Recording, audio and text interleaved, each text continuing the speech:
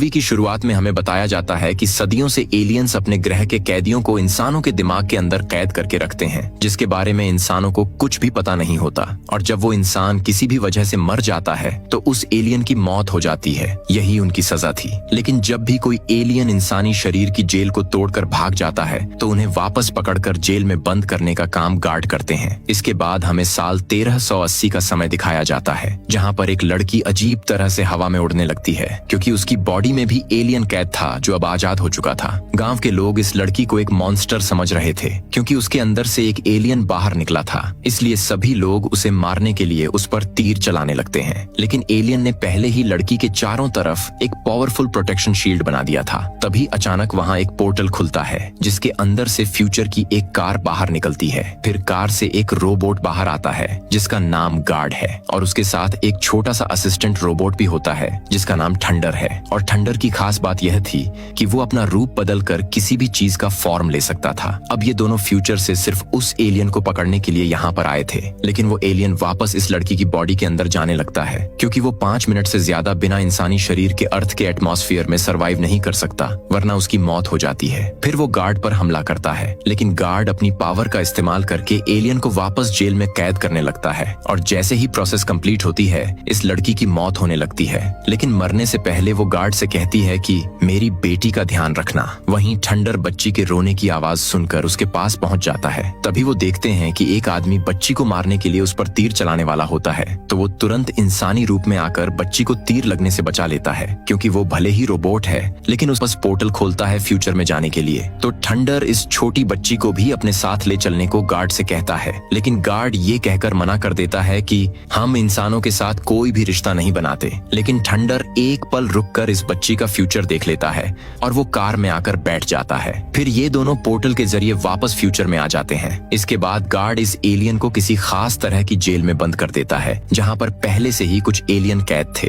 तभी अचानक उसे बाहर से किसी बच्ची के रोने की आवाज सुनाई देती है, और गार्ड को पता चल जाता है कि उसका असिस्टेंट थंडर उस लड़की की बच्ची को अपने साथ यहाँ पर लेकर आ गया था। जिस बात पर वो उसे डांटने लगता है तो थंडर कहता है कि हम इस बच्ची पर एक्सपेरिमेंट करके इंसानों के बारे में डेटा कलेक्ट कर सकते हैं। ये सुनकर गार्ड मान जाता है और वो इस बच्ची का नाम एन रखता है। फिर हमें पास्ट का सीन दिखाया जाता है, जहाँ पर हम मुरेकू नाम के एक जादूगर को देखते हैं, जिसका काम उन चोरों और लुटेरों को पकड़ना था जिनके ऊपर अच्छे खासे इनाम रखे गए हैं, और वो ये सब करके ही पैसे कमाता है। साथ ही उसके पास एक जादुई पंखा भी होता है, जिसके अंदर से 2 बिल्लियां बाहर निकलकर इंसान बन जाती हैं जब भी मुरेकू को मदद की जरूरत पड़ती है। खैर, यहाँ पर मुरेकू एक जादुई खंजर की तस्वीर को देखता है, जिसके ऊपर 2000 सोने के सिक्कों का इनाम रखा गया है। मतलब कि जो भी इस जादुई खंजर को ढूंढ कर लाएगा उसे बहुत सारे पैसे इनाम के तौर पर दिए जाएंगे। अब इस तस्वीर को देखकर मुरेकू को कुछ याद आने लगता है कि उसने इस तस्वीर को पहले कहीं पर तो देखा था, लेकिन उसे कुछ भी ठीक से याद नहीं आ रहा था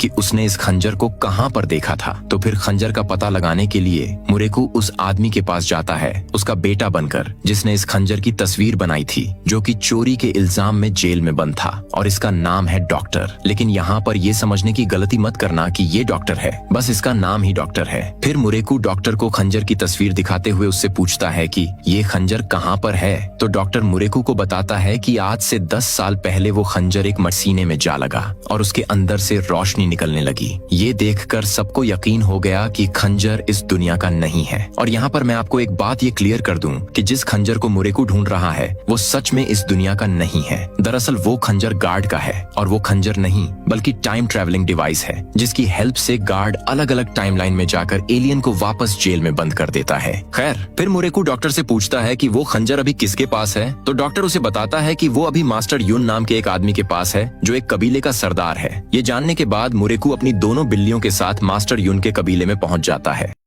और जब ये लोग नाश्ता करने के लिए एक जगह पर रुकते हैं तो मुरेकू की बिल्लियां एक आदमी को देखती हैं, जिसके कपड़े देखकर उन्हें बहुत अजीब लगता है, क्योंकि वो फ्यूचर से यहाँ पर आया था और वो एक एलियन है। इसके बाद मुरेकू मास्टर यून के ऑफिस में पहुंच जाता है और वो वहाँ बैठकर कुछ लोगों से मास्टर यून के बारे में पूछता है। तो एक बूढ़ा आदमी बोलता है, मैं ही मास्टर यून हूँ, चले जाओ यहाँ से, मुझे तुमसे कोई बात नहीं करनी, तुम देखने में चोर लगते हो। ये सुनकर मुरेकू का दिमाग खराब हो जाता है, और इससे पहले कि वो अपने जादू का इस्तेमाल करके हमला कर पाता, उससे पहले मास्टर यून अपने जादू से मुरेकू को पैरालाइज कर देता है, जिससे उसकी बॉडी अकड़ने लगती है। फिर वो ऊपर एक आदमी से मिलने आता है जो कि वही एलियन था और वो यहाँ पर खंजर लेने के लिए आया था। लेकिन जब मास्टर यून उसे पैसों की बात करता है तो ये एलियन उन पर हमला कर देता है। लेकिन मरने से पहले मास्टर यून अपने सीने से वो खंजर निकालकर खिड़की से बाहर फेंक देता है और वो खंजर डॉक्टर लेकर भागने लगता है। लेकिन ये एलियन उसे भागता हुआ देख लेता है और वो उसका पीछा करने लगता है। इतनी देर में मुरेकू भी ठीक हो जाता है और वो एलियन को पकड़ने के लिए उसके पीछे जाता है। वहीं ये एलियन डॉक्टर को पकड़ लेता है,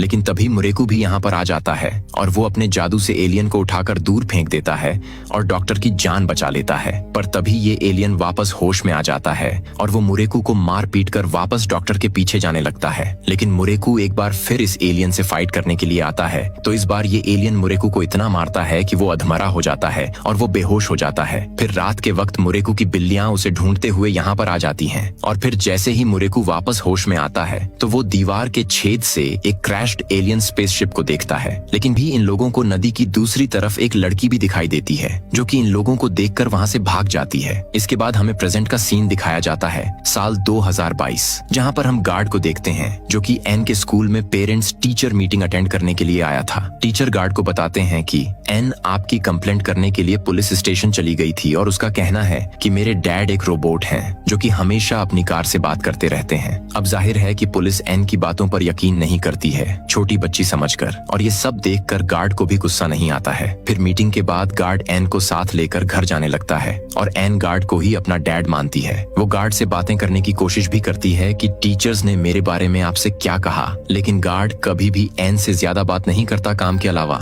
जिससे एन को बहुत बुरा लगता है। इसलिए वो जाने से पहले अपना फोन कार में छिपा देती है, रिकॉर्डिंग ऑन करके फिर के अंदर आ जाती है और जो फोन उसने कार में छिपाया था उसकी हेल्प से वो थंडर और अपने डैड की बातें सुनने लगती है।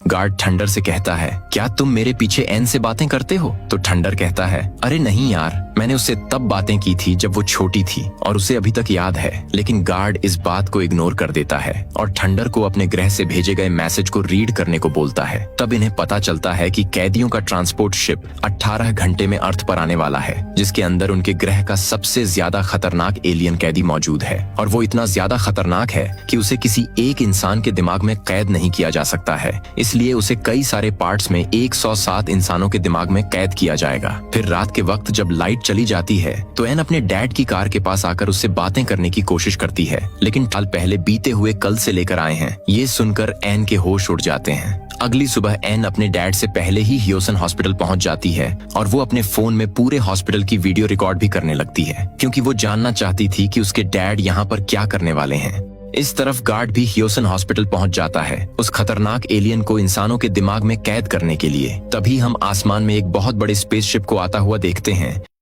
जिसके अंदर से एक ब्लैक बॉक्स टाइप का पत्थर हॉस्पिटल के अंदर आता है और देखते ही देखते ये पत्थर एक बड़े अंडे के शेप में अपने आप को ट्रांसफॉर्म कर लेता है, जिसके अंदर से बहुत सारे अजीब तरह के टेंटिकल्स बाहर आने लगते हैं और वो पूरे हॉस्पिटल में फैल जाते हैं। लोग अपनी जान बचाने के लिए इधर उधर भागने लगते हैं। एन भी अपने आप को बचाने के लिए टेबल के पीछे छिप जाती है, लेकिन ये टेंटिकल्स एक एक करके 107 इंसानों को पकड़कर उनके ब्रेन में उस खतरनाक एलियन को कैद कर देते हैं। तभी यहाँ पर गार्ड आता है जो कि एन को देख लेता है। वो उससे पूछता है कि तुम यहाँ पर क्या कर रही हो, लेकिन एन तुरंत वहाँ से भाग जाती है। लेकिन गार्ड इस बात को इग्नोर कर देता है और फिर जैसे ही उनका मिशन कंप्लीट होता है सब कुछ पहले जैसा नॉर्मल हो जाता है। लेकिन यहाँ हैरान करने वाली बात यह थी कि जो लोग कुछ देर पहले अपनी जान बचाकर इधर उधर भाग रहे थे उन्हें अब कुछ भी याद नहीं था कि अब सीधा अपनी फ्रेंड के घर पहुँचती है। वहाँ एन अपनी फ्रेंड को वही वीडियो दिखाती है जो उसने हॉस्पिटल में रिकॉर्ड किया था। वहीं एन की फ्रेंड की मॉम कमरे के बाहर चुपके से उन दोनों की बातें सुन रही होती हैं, क्योंकि वो एन के डैड यानी गार्ड को पसंद करती थी।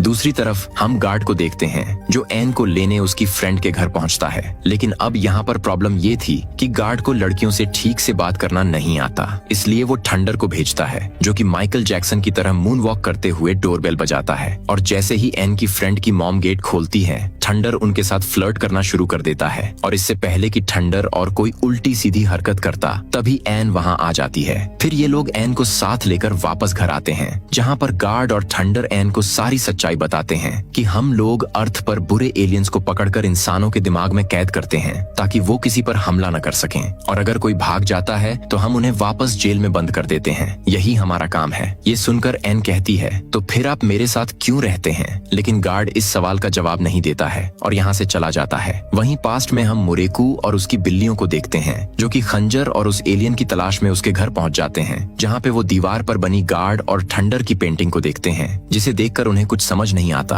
और इन्हें यहाँ पर एक मंदिर का एड्रेस भी मिलता है। फिर हमें उस मंदिर का सीन दिखाया जाता है, जहाँ पर 2 जादूगर आए होते हैं मंदिर के पुजारी को जादुई हथियार बेचने के लिए। लेकिन ये पुजारी उनसे कहता है, मुझे ये सब नहीं चाहिए। और क्या तुमने पवित्र खंजर का नाम सुना है? जिस पर ये जादूगर लड़की कहती है, हाँ, हमें पता है कि वो खंजर लॉर्ड चोई के महल में है और आज उनकी बेटी की शादी है, हम वहीं पर ही जा रहे हैं। तो ये पुजारी इनसे कहता है, मुझे वो पवित्र खंजर ला कर दो, बदले में मैं तुम्हें मुंह मांगी कीमत देने के लिए तैयार हूँ। फिर ये दोनों जादूगर मंदिर के सिपाहियों के साथ रात के अंधेरे में लॉर्ड चोई के महल में घुस जाते हैं, जहाँ पर वो लॉर्ड चोई को अपने जादू के वश में करके उन्हें खंजर लाने को बोलते हैं। तभी यहाँ पर वो लड़की आ जाती है जिसे मुरेकू ने स्पेसशिप के पास देखा था, जिसके पास गन होती है। और ये लड़की कौन है, इसके बारे में हमें आगे पता चलेगा। खैर, ये लड़की इन दोनों जादूगरों पर हमला करके पवित्र खंजर को हासिल कर लेती है और वो वहाँ से भागने लगती है। लेकिन तभी मंदिर का पुजारी अचानक से इस लड़की पर हमला कर देता है, जिससे कि वो बेहोश हो जाती है। फिर वो खंजर और इस लड़की दोनों को अपने साथ ले जाता है। लेकिन यहाँ पर हम एक चीज ये भी नोटिस करते हैं कि इस पुजारी के हाथों में घड़ी थी और इस लड़की के पास गन थी, जिसका मतलब ये था कि ये दोनों फ्यूचर से यहाँ पर आए थे। प्रेजेंट में हम एन को देखते हैं, जिसे अकेलेपन की वजह से नींद नहीं आ रही थी, इसलिए वो कार में थंडर के पास सोने के लिए आ जाती है। फिर वो थंडर से पूछती है कि तुमने मुझे पास्ट से फ्यूचर में क्यों लेकर आए थे? तो थंडर एन से कहता है, अगर मैं ऐसा नहीं करता तो तुम मर जाती। फिर अगले सीन में एक एलियन स्पेसशिप को देखते हैं, जो बहुत तेजी से अर्थ की तरफ आ रहा होता है। और ये लोग बुरे एलियन थे, जिनका मिशन था कि वो अर्थ पर मौजूद सभी कैदी एलियंस को आजाद करना चाहते हैं। फिर जैसे ही ये एलियन स्पेसशिप अर्थ पर आता है, उसके अंदर से एक रेड कलर का एलियन रोबोट बाहर आता है, जो कि तुरंत थंडर के सिस्टम को हैक करने लगता है, जिसकी वजह से थंडर अपना कंट्रोल खो देता है। लेकिन गार्ड सही वक्त पर आकर थंडर को ठीक कर देता है और अब इन्हें भी एलियंस के खतरनाक प्लान के बारे में पता चल जाता है। तो गार्ड तुरंत उन्हें रोकने के लिए वहां जाने लगता है, लेकिन एन भी उनके साथ चलने की जिद करने लगती है। फिर गार्ड एन को भी अपने स्पेसशिप में बैठाकर वहां जाने लगता है। दूसरी तरफ वो एलियन रोबोट एक पुलिस वाले के पीछे पड़ जाता है, क्योंकि इस पुलिस वाले के अंदर उनका लीडर एलियन कैद होता है। लेकिन किसी भी इंसान के अंदर से एलियंस को आजाद करने के लिए इन्हें उस खंजर की जरूरत होती है, जो कि इस टाइमलाइन में गार्ड के पास है। तभी यहाँ पर गार्ड इस एलियन रोबोट को रोकने के लिए आ जाता है। फिर इन दोनों के बीच बहुत ही तगड़ी फाइट होती है, लेकिन ये एलियन रोबोट किसी तरह गार्ड को हराकर उससे वो खंजर हासिल करने में कामयाब हो जाता है।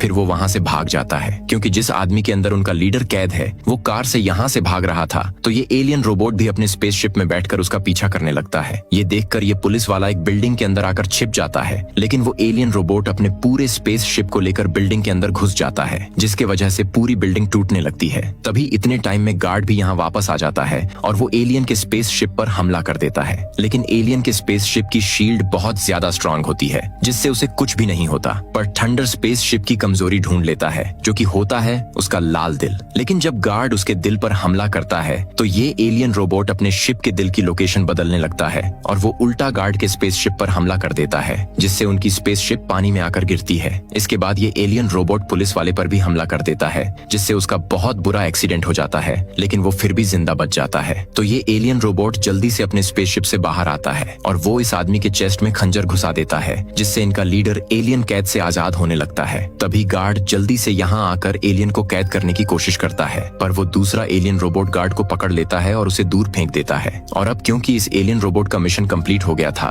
इसलिए वो गार्ड को साथ लेकर खुद को ब्लास्ट कर देता है, जिसकी वजह से गार्ड की पूरी एनर्जी खत्म हो जाती है। तो थंडर अपनी एनर्जी गार्ड के अंदर ट्रांसफर करने लगता है। वहीं ये एलियन अब पूरी तरह आजाद हो चुका था। वो सीधा अपने स्पेसशिप के अंदर जाता है ताकि वो अब अपना मिशन कंप्लीट कर सके, बाकी और सभी एलियंस को आजाद करने का। इसलिए वो ढेर सारी रेड बबल गैस बाहर निकालने लगता है। और अगर इनमें से एक भी बबल गैस अर्थ के एटमॉस्फेयर में फूट गया तो अर्थ का एटमॉस्फेयर भी इन एलियन के ग्रह जैसा हो जाएगा और सभी कैदी एलियन इस गैस को सूंघकर आजाद हो जाएंगे और इंसानों की मौत होने लगेगी। लेकिन ऐसा न हो इसलिए गार्ड एलियन के स्पेसशिप में घुस जाता है और उससे फाइट करने लगता है। पर इस फाइट के बीच में गलती से एलियन के साथ 2 बबल गैस भी बाहर निकल जाते हैं। वहीं ये एलियन अब कमजोर होने लगता है क्योंकि एलियंस 5 मिनट से ज्यादा अर्थ के एटमॉस्फेयर में बिना इंसानी शरीर के नहीं रह सकते हैं। इस हमला कर देता है और एन को बचा लेता है। इसलिए एलियन को मजबूरन वापस उस घायल पुलिस ऑफिसर की बॉडी में जाना पड़ता है। फिर ये एलियन अपने टेंटिकल्स बाहर निकालता है और एक बबल गैस फोड़ देता है जिससे ये गैस बहुत तेजी से पूरे शहर में फैलने लगती है